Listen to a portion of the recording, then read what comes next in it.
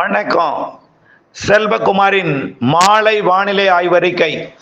அதிகாரப்பூர்வ வானிலை அறிக்கைக்கு இந்திய வானிலை ஆராய்ச்சித்துறை அறிக்கையை பார்க்கவும். 2025 ஜூலை 9 புதன்கிழமை மாலை ஆய்வறிக்கை.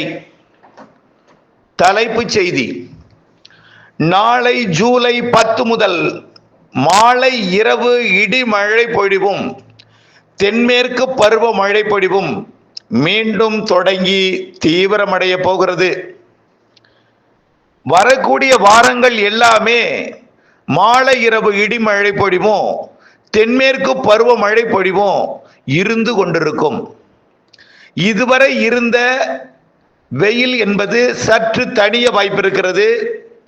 வெயிலுக்கு பின் மாலை இரவு இடிமழை பொழிவும் மேற்கு தொடர்ச்சி மலைப்பகுதிகளில் படிப்படியாக தென்மேற்கு பருவமழை வலுத்து பலத்த மழைப்பொழிவாக மாற இருக்கிறது. வரக்கூடிய வாரங்கள் எல்லாம்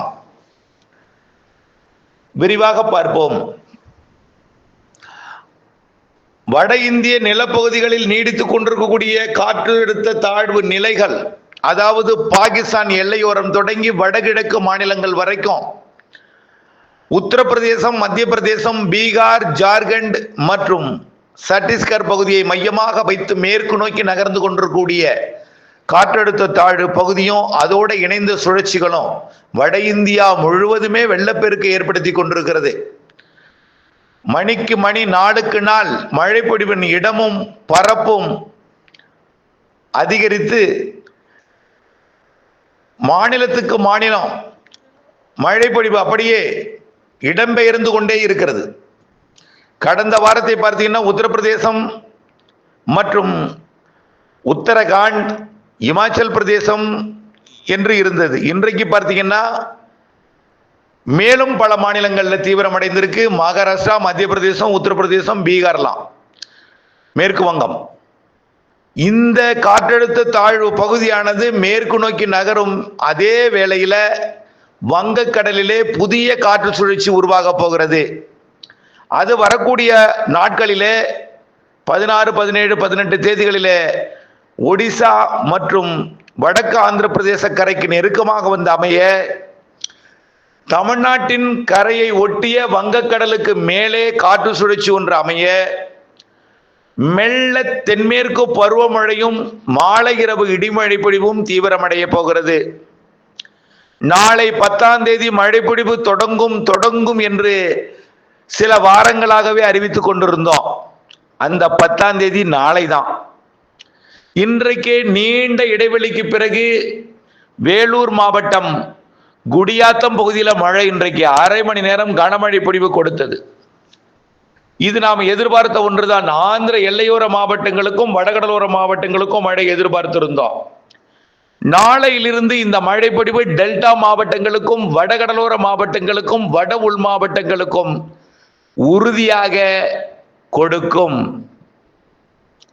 நாளை ஜூலை 10 மாலை இரவு மழைப்பொழிவு டெல்டா, வடகடலோரம், வட உள் மாவட்டங்களுக்கு கொடுப்பதற்கு முன் மேற்கு தொடர்ச்சி மலைப்பகுதிகளில் நாளை காலை முதலே சற்று சாரல் வர தொடங்கும்.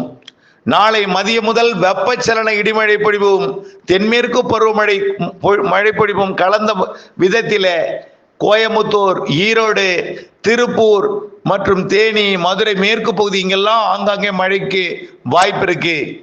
இன்றைக்கே பாலக்காட்டு கணவாய் அப்பாச்சி கொண்டிருப்பதில் இன்றைக்கு மாலை 3 மணி அளவில் தென்மேற்கு பருவமழையுடன் இணைந்த வெப்பச்சலன மழை பொழிந்தது.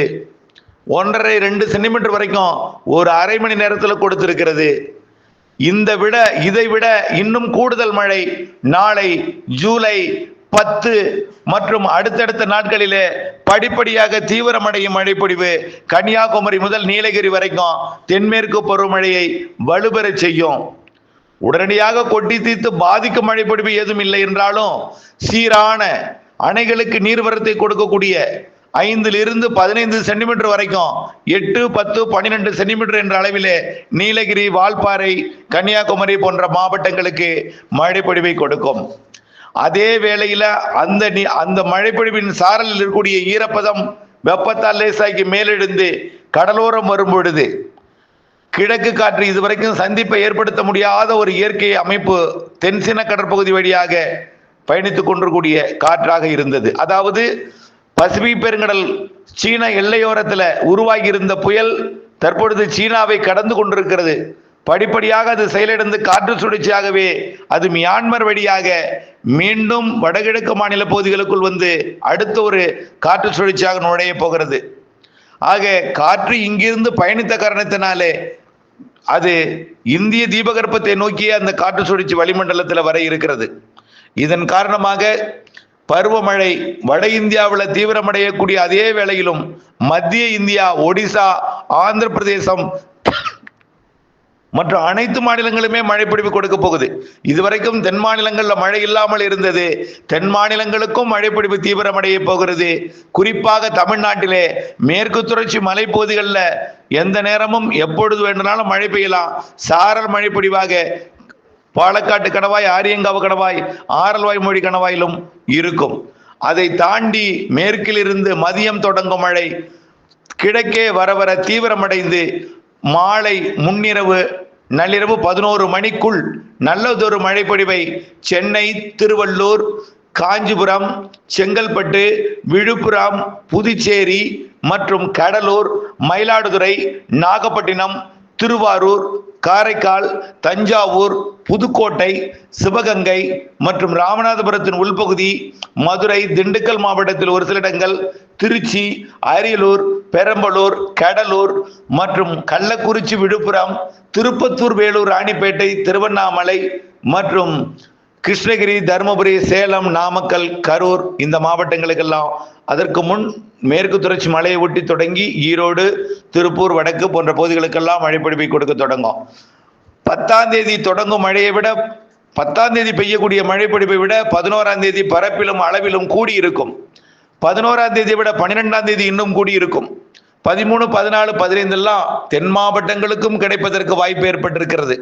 மேற்கு தொடர்ச்சி மலையிலும் தென்மேற்கு பருவமழை வலுத்திருக்கும். கணவாய் காற்று பகுதியிலும் மழை பொழிவை கொடுக்கும். அதே வேளையில தமிழ்நாட்டின் உள்பகுதிகளுக்கும் கடலோர மாவட்டங்களுக்கும் மழை பொழிவை கொடுக்க போகிறது.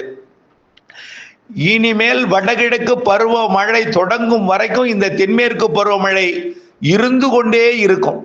ஏதாவது சில நாட்கள் ஓய்ந்திருக்கலாம், காற்று ஏதாவது திசை மாறி இருக்கலாமே தவிர பெரிய அளவிலே இப்படி 15 நாட்கள் எல்லாம் இடைவெளி கொடுப்பதற்கு வாய்ப்பு இல்லவே இல்லை.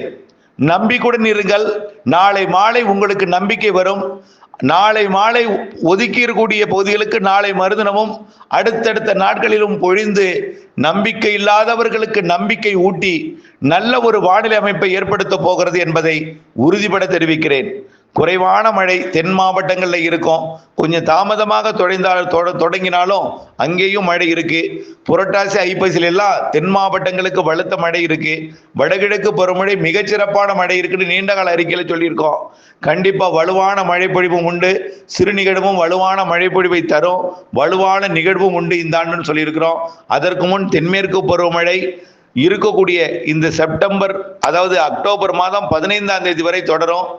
இனிமேல் வரக்கூடிய 10ஆம் தேதி நாளையிலிருந்து மழை மழை மழை, மாலை இரவு இடிமழை, ஒதுக்கி ஒதுக்கி பெய்தாலும் ஒதுங்கி இருக்கக்கூடிய இடங்களுக்கு அடுத்தடுத்த நாட்களிலே பொழியும். நம்பிக்கையூட்டும். பொறுத்திருங்கள் ஓரிரு நாட்கள். நன்றி.